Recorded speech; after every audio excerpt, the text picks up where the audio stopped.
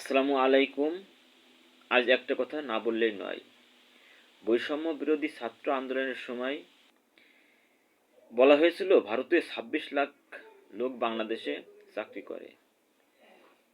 আওয়ামী সরকার বাংলাদেশের লোকদের চাকরি না দিয়ে ভারতীয় লোকদের চাকরি দিয়ে বাংলাদেশের বেকারত্ব বাড়িয়ে ফেলেছে। তা আমার প্রশ্ন, এখন সেই বৈষম্য বিরোধী ছাত্ররাই বাংলাদেশের রাজনীতিতে রাষ্ট্রীয় ক্ষমতায় অধিষ্ঠিত। তাহলে সেই ভারতীয় ২৬ লাখ লোক কোথায়? তাদের খুঁজে বের করে না কেন? তাদের খুঁজে বের করে ভারতে পাঠিয়ে দিক, নাকি সরকারকে বিপদে ফেলানোর জন্য এমন কথা বলা হয়েছিল? এটা এখন জলের মতো পরিষ্কার। বর্তমানে সাধারণ জনগণ ভালো নাই।